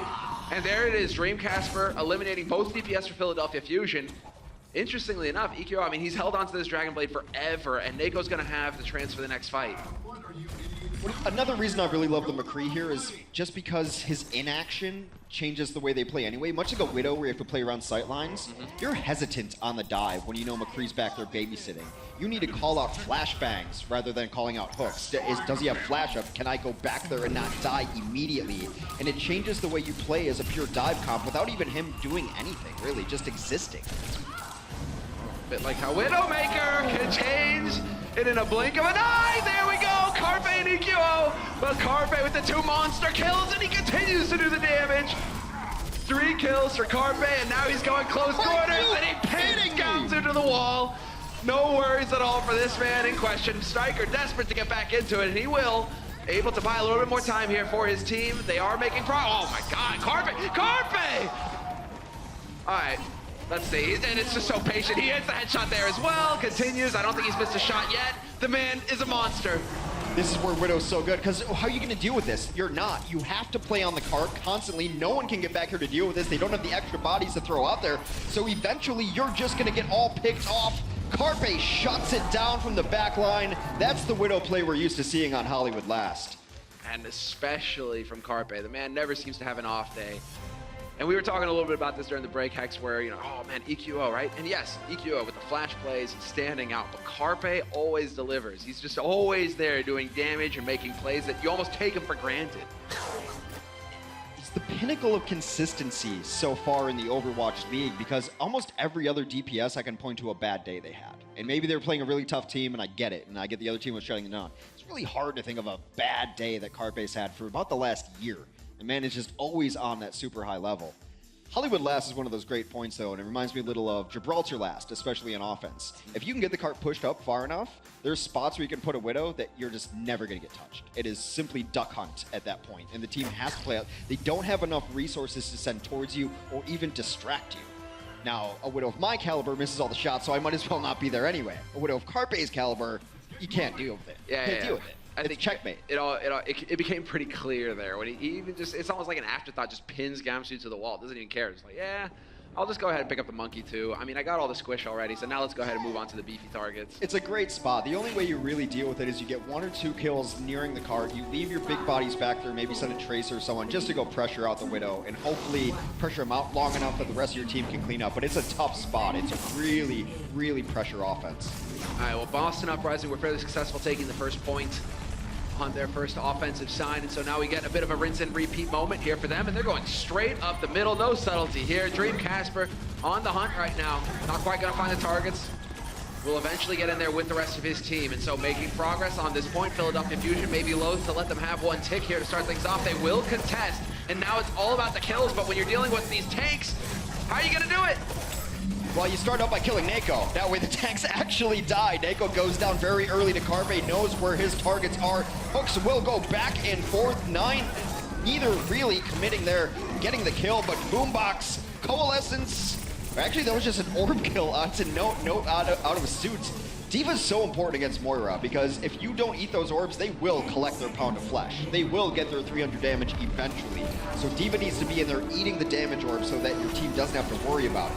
Well, now it's all or nothing here for Boston Uprising. Once again, straight up the middle, straight up the gut. They're gonna get in here, and Carpe's waiting for it. Gamsu pinned to the wall, hanging on by a thread. And Nako right now sweating bullets, trying to keep his tank alive. There's the coalescence, and that might be the turning point here. Although the self-destruct chucked out in the open, the shield in the nick of time. Both destructs out now. This has been all Boston's fight. Boko trying to bring it back just a little bit, though. The whole hog will push them up. They're popping all their tank ultimates. Can they finish this? Lucio, Calyx will go down. And the tank line for Philadelphia has come back to the point. That was silly. Fraggy eventually, and there it is, the turning point. Eventually, they wear him out. And Philadelphia Fusion, super solid work from them. 3-3, and well, Boston now, they have one hell of a task ahead of them here to hang into this series. Just to remind you, Philly are up 2-0 right now in maps. And well, they have a minute 49 here to go to work on point A. Two solid pushes for a Hollywood first, but if they don't get it, they don't get a loss, they're just gonna draw. They're still up 2-0, so they gotta be feeling looser than a handful of sand right now, just going into this knowing that they've got nothing to lose. If they should get 33% of Hollywood first, that's it. They beat the Boston Uprising. Fantastic start for Philly Fusion, especially considering how good Boston looked at the end of stage 1. Definitely a team that you're not going to take lightly coming into stage 2, that you are going to have to prep for. So, I mean, a sizable win if they can pull it off here. Boston, though, I mean, Boston perfectly capable of holding, just to keep that in mind. Oh, absolutely. It's really only two decent holds because a lot of the fights on Hollywood first will go on for a while, and sometimes the offense doesn't know that they've lost it. You get into this mode where we're just 1 kill away, but it's actually an interesting first point because the attacker's advantage is not all that great as far as reinforcements go. You know, the spawns are relatively equidistant from the point. It's not one of those situations where you have like a Volskaya or something, because obviously it's not control, but similar to that, Boston is going to run triple tank defense yet again. This is what they ran on their first defense. Offensively, Carpe is going to flex over to the Widow, and why not? It seems like he's feeling it right now. Yeah, get this guy rolling. And I love it. What an angle. Straight up into the air, right over the roof. We'll just go ahead and tap the D.Va. Oh, I mean, even with the flicks, let's go. Just style, why don't you? But look at where it forces them to play. As soon as they saw him do the grapple shot off the palm tree, they all go back in the corner. That allows Philadelphia to walk on the point and take the tank positioning. So the man just doesn't miss any shots, Hex. That's becoming pretty clear here. Now he can get the see-through walls as well. Fair enough. We will have the coalescence coming out here. Nako generating one so quickly, but EQO going for it, and the kills are on Philly's side right now. They are making progress on this point. It's not going to be long before they collect this series win versus Boston Uprising. 3-0. Philly with a dominant performance here. Definitely some moments where they looked a little shaky perhaps, where Boston were definitely fighting back on their offensive side on Hollywood. Boston were looking good, but Philadelphia kept it together. This Philadelphia team still continues to surprise me. They have good games, they have bad games, they have a dominant performance so far against Boston. And then they're on that kind of one of those bubble teams on the cusp. You can play like this out of Carpe, you're not going to lose many more games.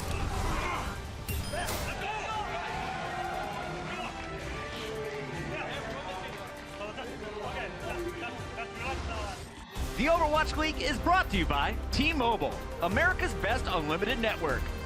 Omened by HP, the official PC and display of the Overwatch League. And by Intel, the official computer processor of the Overwatch League.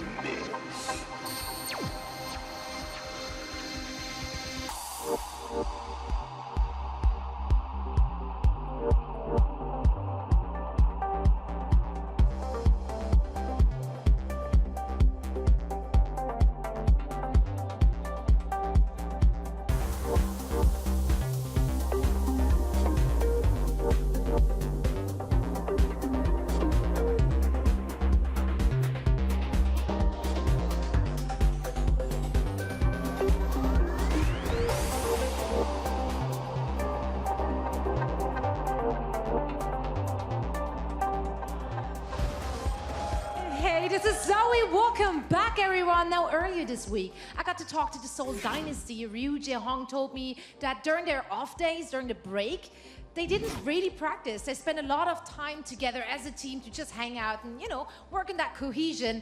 And I actually found out what the Fusion was doing during that break. Well, let's say they worked hard. And as the saying goes, when you work hard, you can play with puppies. Yeah, that's right. Because that's what they did. They had a puppy party in their backyard. And we did see Shadowburn smile. Like a real smile. You know that thing that twitched on the corner of your mouth? That's what they did. It was beautiful. And I think this is really what gave them the energy to come back here on stage and just smash their opponents. It's all about those puppy parties. This is what the Fusion did. You can watch the full video over on their social media. That's my insight a bit for the night. I know, very insightful. It's all about the puppies, and everyone loves puppies, really. For now, let's head over to our potential last map, or no, actual last map of the day. For all the action, let's head over to our casters. Thank you, Zoe. But now I realize why we don't see the burn here tonight, Hex. Get rid of the puppies. The man needs to focus up again. We need that death mask going where there is not a shred of mercy to be seen. Some say he's still playing with puppies to this day. Did you notice how the puppy Fraggy had kind of looked like Fraggy? Like they gave him that, like, this one's for you. He's like, all right. It's very clearly your puppy. You belong together. It's like a therapy puppy, but I mean, it wasn't like for stage one was that bad for Philly Fusion. They did great. I think they surprised everyone. These are two of the surprise teams, I think, coming in after initial power rankings. It was you know, Philly's this team that they definitely live up to the name of Fusion. A lot of different pieces from a lot of different places coming together. Boston, everyone thought that this team could not do anything, and they surprised everyone. They were both coming into this match, I believe, at 7-4, something like that. So both these teams surprised early on. I'm a little surprised at how this series has been so one-sided for Philadelphia so far. Of course, they won Hollywood there with the attrition towards the end. Even if it drew out, they probably would have won that map, or they would have won the series anyway. But now 3-0. Now you're playing for pride, playing for map scores. We saw how important map scores were at the end of stage 1 to take down tiebreakers. It was so tight towards the end that a map here and there does mean a lot. So Boston's got to dig deep on this one. Oh yeah, it's where you have to start breaking out the abacus. I mean, Valiant themselves towards the end, you know, they were riding on it where they weren't even playing in the final matches, but if one team beat another by X number of maps, then they would be in the playoffs. It's like, it's that close. And so every map matters in these series when you're going towards that playoffs, because there is extra money on the line at the end, as well as the pride, as well as the honor and the glory. So now we're going to get into it here. Can Boston Uprising save their honor, pick up a map here versus Philadelphia Fusion, and improve their odds going into the playoffs at the end of stage 2? Or will Philly Fusion just tip-tap to his 4-0? And Philadelphia's got a lot to play for as well. I mean, it's a statement to 4-0 another team, a team that you're considered equal with. I was talking with some of the analysts upstairs, like, we could flip a coin. I could see either team winning today, conceivably. They're that even in my eyes. And it's just a matter of which kind of team shows up today, especially for Philadelphia. I feel has been a little more inconsistent here and there. But definitely the good version of Philly showing up today with a new player on their roster. EQO is the one spinning in circles as the Genji. Shadowburn's still playing with those puppies, so EQO giving him the day off, and he has not disappointed. Definitely not. All right, let's keep an eye here, because there are going to be some sightlines available here for Dreamcasper to make use of on that Widow. Looking to the high ground, looking for his first target. He's going to go ahead and chase Fraggy back to the back line. And well, immediately, quite a bit of pressure here put from Boston Uprising on the high ground, but no shocker. They're going to just poke up here right now. This is generally where the first defense is going to be. Car wash used to be where the point is. That's exactly under the bridge right there. It used to be where first point was. Teams don't fight there anymore. Defense generally plays a little further back, trying to get the sight lines, using the distance to your advantage. Meanwhile, Dreamcasper trying to do a similar thing on his Widowmaker here. No, and then EQO still finds his way into it. However, there will be a change of strategy here. EQO, sure, you got the kill, but then there's the res, and Dreamcasper's there to win the duel versus Neptuno. Running over the defense here. Boston Uprising looking very good so far. Neptuno peeked there. He was behind the crates and I think ducking, and then he thought he was going to go for a shot against Widow. News, Widow's rifle is better than Ana's. Yeah, and well, you know, you learn this across different games, Hex, but it's generally a bad idea to jump from behind cover versus guys with really twitchy aim and quick reactions. Generally, it does not work out all that great. Gotta be careful to not lose his tracer in the backgrounds. We'll get out there safely, but Boston has taken first point with ease. And this can be a really, really tough map to deal with a Widow on. You have to send people after her. What Boston wants to do now is ride this momentum to get past the shuttle. This is a spot that so many teams stall out on. We saw what they were capable of on Hollywood, where they just couldn't be stopped. Once they got that payload moving, it looked like Boston Uprising. They were just a juggernaut. But we already have Note up here, pinning him into the corner. No hope there for Boombox. Eventually, Note going to go for the self-destruct, going to get that new mech in play immediately. And while so far, they're still keeping this together, Boston Uprising. Yeah, that was just trading in an old car for a new car right there. He had no ambition of actually getting a kill with that self-destruct, but does get himself a brand new mech. And now they've reached the great point. They're past the area where the defense can hold comfortably on high ground. Now defense going to have to pick a door to come in. Left side, one tank, and the rest are going to come in through right side. This is the last decent fight. Striker doing a good job of just building up that pulse bomb as quickly as possible. Will get the D-Mech onto Poco, and another kill coming in for him on the Mini Diva. Just relentless right now. 5 minutes 36 in the bank here for Boston Uprising. This has been a blindingly fast first 2 points picked for the offense. It's ridiculous. And this is the area that I said that Widow can set up on. Maybe not where the cart is now, but you want Widow here or at the perch behind her when you're going for the final push, because no one can come out and deal with you. You have to run a Widow of your own. That is what Carpe has opted to do. Well, now, yeah, look at this. The high ground, dominant angles, can close it off, make it even more difficult for Carpe to get in there and win the duel versus you all. Though a great job here done by the Philadelphia Fusion tanks, just collapsing on that Widow together as a duo. Fraggy commits the Primal Rage just to cinch the deal. Clinch it, rather. Not clinch, cinch, either way. Same thing.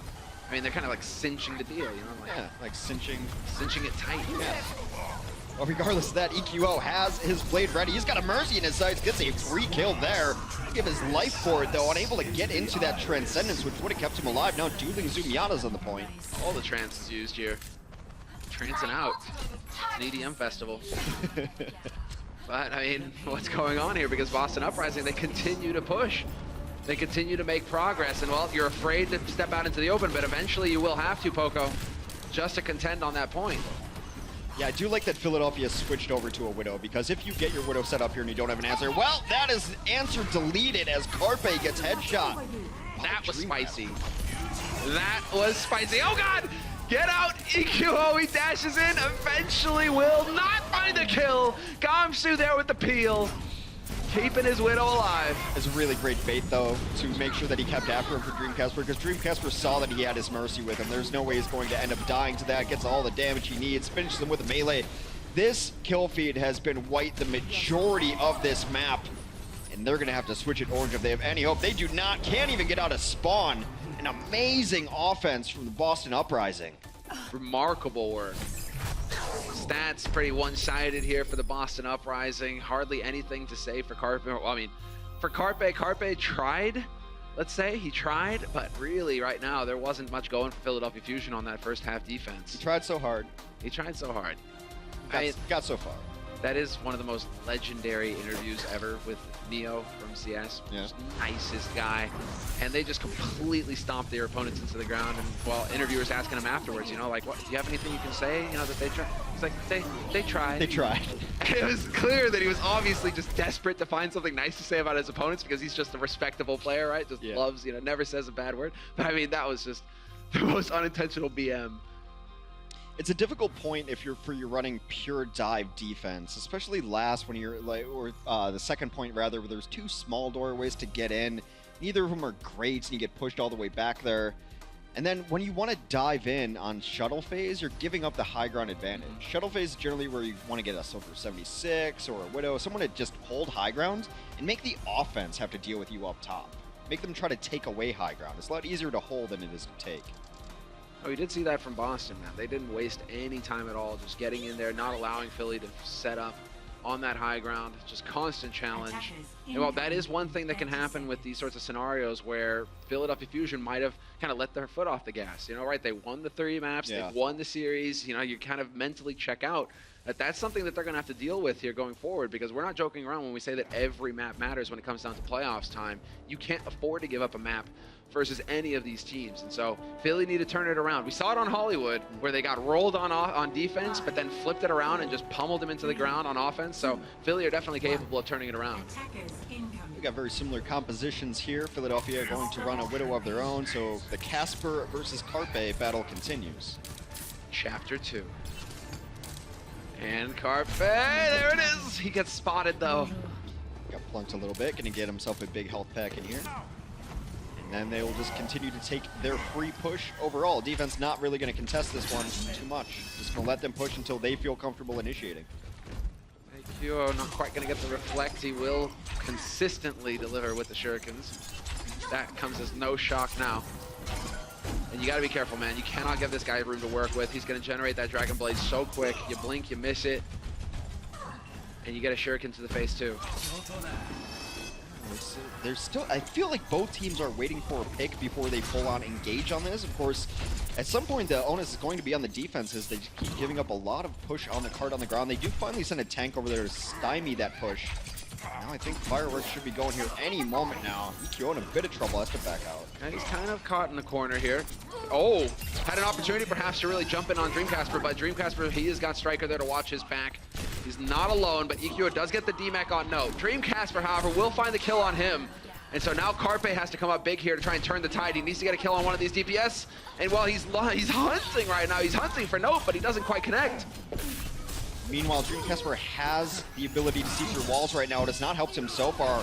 EQO does go off, finds Kelix, so that is a huge kill on the supports. And now, oh, does he not have a dash ready? No. And Dreamcasper will escape, but just for the moment, Neptuno, the most violent Mercy in all of Overwatch League, will finish him eventually.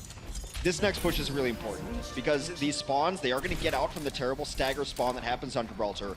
But if you get stopped in the shuttle phase of Gibraltar, it's very likely you're never going to get it through. You have to ride the momentum of your first push all the way through shuttle. Philly, we're seeing a bit of a similar situation here from what we saw from Boston on their offense. They've got that high ground control now. And now it's all going to be on Boston here. They have been playing a bit more patiently, Boston. Instead of trickling in one at a time, they have waited to kind of gather up here as a group. So there is a chance for them to win this fight. EQO, just no surprise, goes dashing right into the middle of them, doing tremendous damage. And he's spotted out a Squishy as well. But Carpet gets the kill first. This is it, what they've been waiting for. Philadelphia Fusion now have a golden opportunity here to just roll over the defense. A little surprised this blade hasn't come out yet as Mercy's around, but he clips the wings with a dash through. Should be able to dash reset again. Doing a decent job as Boston of at least staggering this and slowing it down so they can mount a defense as they come around the bend here. They're going to party up outside the door, and this becomes difficult because top left is going to be watched by the opposing Widow. It's going to be tough to come in there. They're going to have to come in probably bottom right is where most teams are opting in, but they're going to go bottom left instead. Eats a volley! Dreamcasper down to Boombox. Who's the sniper here? Yeah, that was a sick prediction play there from Boombox. Volley of blades, and now you're going to get EQO in here. There's the one, the dash and follow.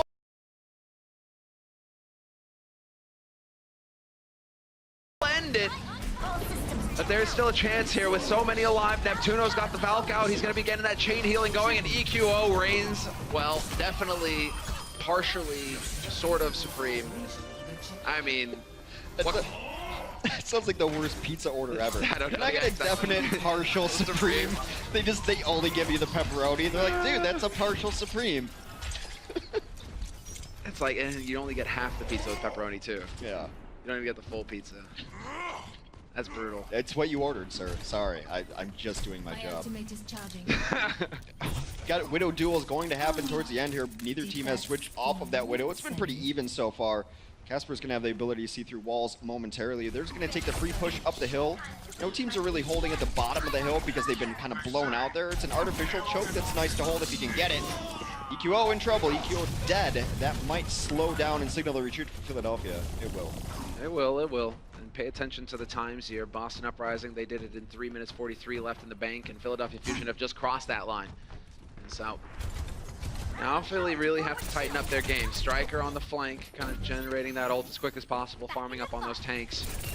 The big target's looking for the pulse, and he's gonna get it. And now, yep, instantly just starts to back up and look for a different angle of attack here, see if he can catch somebody out. And there we go, the stick and the boom. No kill. Might have got it onto Winston, but he's getting healed up. I'm not entirely sure what happens. Pulse bombs come so quickly that it's hard to tell. EQO, though, in the backlines does get himself too. Carpe is resurrected. It's one of the reasons you run a Pharah. It's because the Widow can, or sorry, a Mercy, because the Widow can always be resurrected in those safe spots. And now it's just a matter of if they can come out here on time. Already a slower time than Boston, though. EQO's just hanging out. You know who he's waiting for? These guys. He's gonna be that guy, the party crasher, just holding the door, the bouncer, not letting him out. Trance is gonna get used just to allow for Note and while Striker to get out here and just try and put up a fight. Dreamcasper dancing on the edge. He's gonna get hunted down here. And Carpe all the way and back looking for the shot, and sure enough, connects with Note. Now Poco's still doing a little bit of damage, does get DMAC, but this is the spot I was talking about that is so difficult to even fight out here. They should be fighting on the right side of the cart away from the bubble so that Carpe can hit all of his shots. He's gonna get the finish over there. And what do you do about this? You do not have any bodies to send up here. Their best bet right now is just delay as best as possible, hope to get kills on the ground. Not gonna happen. Philadelphia will complete the map, but about 90 seconds slower than the Boston Uprising. Yeah, getting that bird's eye view from Carpe, you really get his positioning. He just knows when to get into those difficult spots. And well, with his aim, not really going to be missing too often, that's for sure. Philadelphia Fusion now, they've tied it up 3-3. And yeah, we're going to have to see what they're capable of here. If they can end this with a sweep, or if Boston Uprising can save themselves at the bitter bit. That's a checkmate spot. And actually, we have several maps in this current map pool that have those spots. Last on Hanamura, you get a Soldier 76 on high ground where everyone's fighting on the point. Just checkmate. You don't have the resource to deal with it. You saw it on Hollywood. You see it here on Gibraltar. So I think you're going to see a lot of Widow play when your team is as aggressive as the rest of the team. Everyone jump forward. I got the back line. No one's ever going to be able to touch that Widow. And like I said, the best answer to it is your own Widow. And that's why Philadelphia ended up switching to it early on to try to deal with Dreamcasper. And they realized, hey, Widow's pretty good on Gibraltar. Fancy that. A lot of open sight lines. I mean, it's strange because this used to be a map where it was just Soldier 76 all day, every day. People like the consistent damage he was able to do. You put him on the back left high ground here where most teams are defending. This is a pretty forward defense, though. Some teams started doing this to be very aggressive. You can catch teams off guard by it. And the good thing about this kind of defense is even if you get wiped, you're still going to have a chance to come back and defend first point. You can run back into it. Seems like they may not stick to it, though. I think it got scouted, so there's really no reason to do it. They just wanted to see if they could peek and get some free damage. Carpe starts this off the same way, takes a shot as he goes on the other side. Yeah, he's kind of getting a little lucky, though, because that's the second time it's been a body shot, so he's taking risks, which sometimes is what you have to do here on the sniping game, just hoping to catch your opponent off guard. But Dreamcasper not caught sleeping again. Shuriken dink to the face. Yeah, gotta be a little bit careful as his deflect is down and he was discorded too, so any sort of burst damage is gonna kill him. You do leap on him, still bloodless so far. These are very passive first point holds. Yeah, really not willing to commit to this. Gamsu, however, falls to the hands of Poco. And well, there we go. That's a big target for EQO to find out of position. Dreamcasper hanging around just a bit too long will get punished, and EQO, 3 quick kills for him. That's a reflect kill into the corner. He knew exactly where the remaining members were. He knew that that's going to be a volley that comes out from Nako. The best Zenyatas in the world do most of their kills through those alternative fire volley of shots. Sends it, return to sender right there. Back to the brain, and now they're in such a good position. Are you kidding? What is this? Oh, that's the Carpe show is what it is, and we get front row seats. That was brutal. Could have been what we saw in Hollywood there all over again. Both supports down, and those kills are critical because those supports would both have ultimates right now. As it is, Kelix might get there during the next fight. But Nako being denied the chance to heal and do damage from a distance to get close to Transcend. Philadelphia, meanwhile, with all the tools in the world, and they can see through walls. They can see through walls, and yeah, EQO, he has got that, the Dragon Blade. He gets clipped there. Yeah, he really wants to dive in. Just waiting, there's the shot. Reflect is there, he sees that she's at half HP. Does he go for it, does he commit? No, plays it safe. Instead, gonna keep his eyes on the big prize, which could be the squish in the back line. Now 2-0, and Kelix, the wings are out now for both of these Mercies, and so EQO, when's he gonna decide to commit here with his ult? Is he just waiting him out?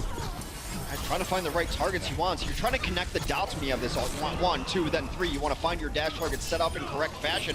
Carpe doesn't need any of that, though. He takes down 2 from the back line. Here comes a blade. There we go. Get the dash reset if you want it. There's your second squish. Striker is gone. EQO is an afterthought. Decides to go ahead and take note as well. You know, that looks real flashy in the kill feed, but that was like a grand total of 200 damage done. Everyone was so low. He comes in, takes all the glory. I'm not sour at Genji's on my team at all, but Carpe continues to hit nearly every shot he's taking. Yeah, the man just doesn't miss. Dream Casper has decided to swap off as well, so we will have the Genji in play here. Maybe some Genji on Genji action coming through. Oh, that was clever. Also, didn't quite work. It's also of note that overtime is in effect right now. As soon as they get off the cart, the map will end. Exactly right. So this next fight is paramount here for Boston Uprising. They need to win it decisively, and they decide to fully commit into it. So Carpe now, he's got a wealth of targets to pick from. Trance is there, but he gets forced back. Dream Casper with the big play, hunts him down. Backline is gone here for Philly Fusion. It's nothing but the tanks left here to keep it alive for just a little bit longer, but they will make no further progress. Boom. Overtime over. Round 3 complete. 5-3 now. We will change sides and see what Boston have left in the gas tank. It's a very solid push, though, given the time that they had remaining and how long of a map Gibraltar is. 3:45 on the other side to match or beat that. I think technically it's possible to tie on a payload map. I've almost never seen it because we roll to like 3 decimal places as far as the distance goes, but I think someone told me it's technically possible. I'll believe it when I see it, and I don't think I'll ever see it, so that's all right. Yeah, that's why it is the 4th map, right? Yes. Changed it up. No more confusion. No more doubts. Hex, we fully commit to this. All right. We are all in. It is 5-3. At least we have that to go off of. Yes, we do know that. We also know that Philadelphia has won the series.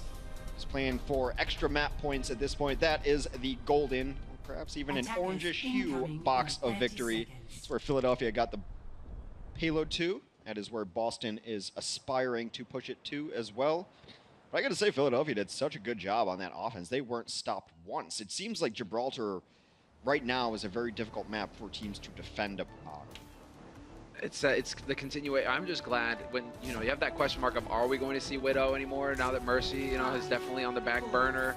Well, it seems like she is still very much at home here on Gibraltar. When you've got a solid Widow, you can play to restraints, and well, there you go. Carpe just casually headshotting a guy, no problem.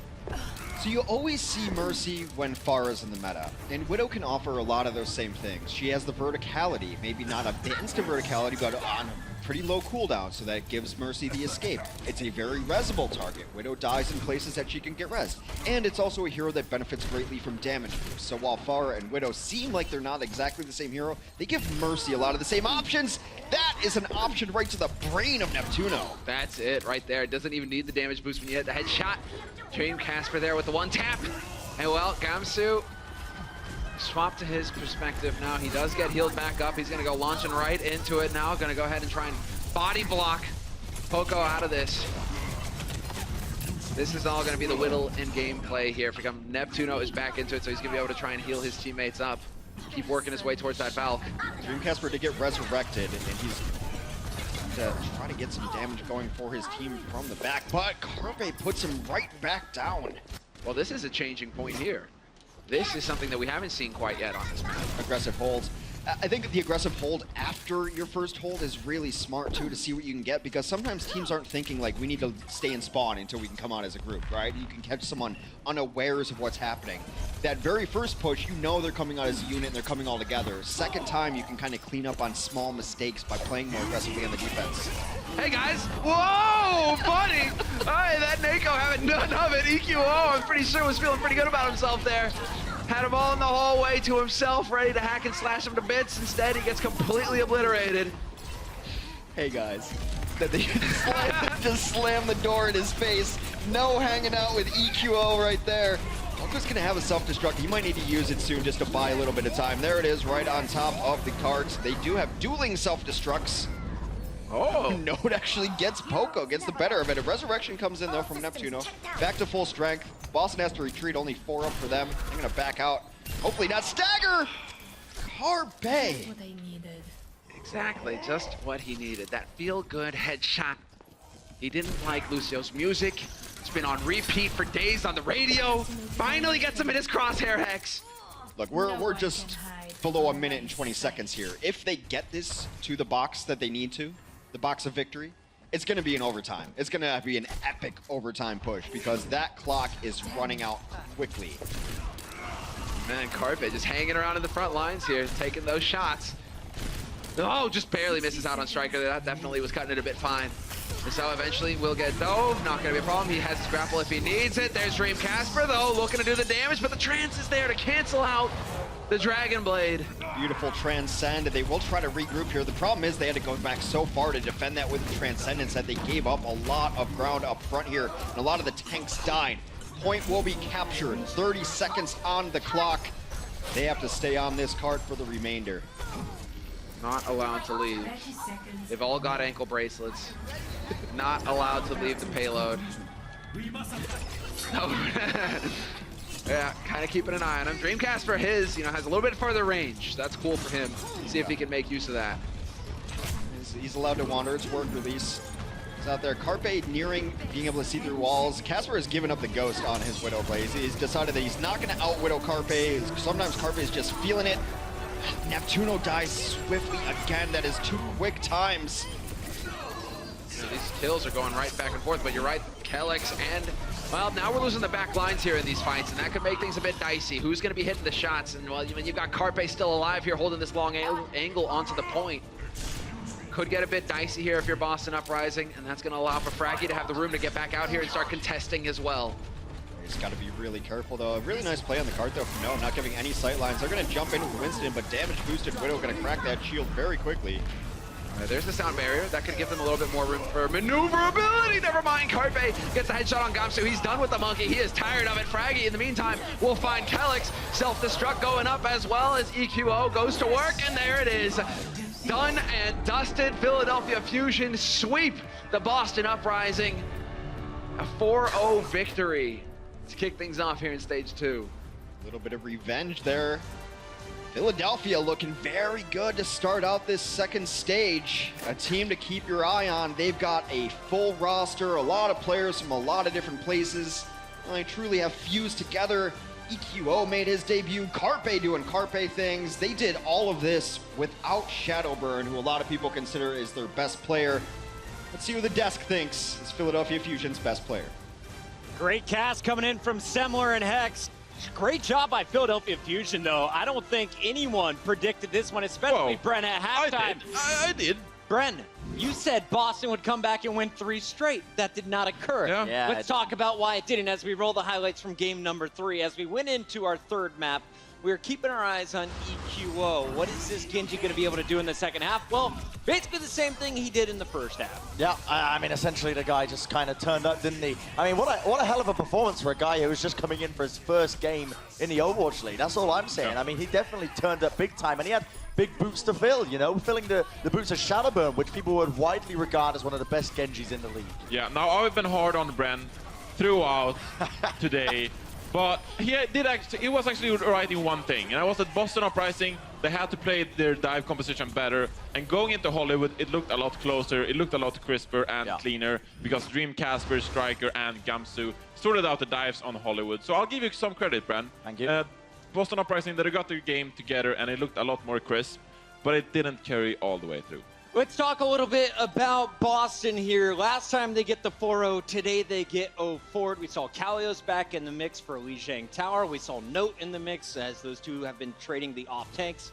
What does Boston need to focus on mostly, though? Is it the rosters, or is it more of composition issues that you saw today? A lot of it is adjusting to the new meta, I think, because Boston Uprising, we heard repeatedly from the players and the other teams in the league that Boston Uprising was the team who practiced the most. I mean, these guys, they stayed over Christmas here in LA just to practice more than the other teams. That gives you an idea of how dedicated these guys were, and perhaps that some of that sticks a bit longer than you might want to. So with a Lucio, no Resurrection in the mix, perhaps these guys aren't really accustomed to the new meta yet. A lot of the teams, they took a break. They wanted some time off between the stages, of course. So perhaps they're not used to it yet, even though we know that Kellex is a fantastic Lucio. But the Winston playstyle for Gamsu, etc., small changes need to be adjusted. Yeah, stage 1, they started off 2-3, slow start. How many games do you give Boston before it's panic time? Before it's panic time, it depends a lot on their upcoming matchups. But if they lose their next 3-4 games, I mean, then you're pretty much out of playoff contention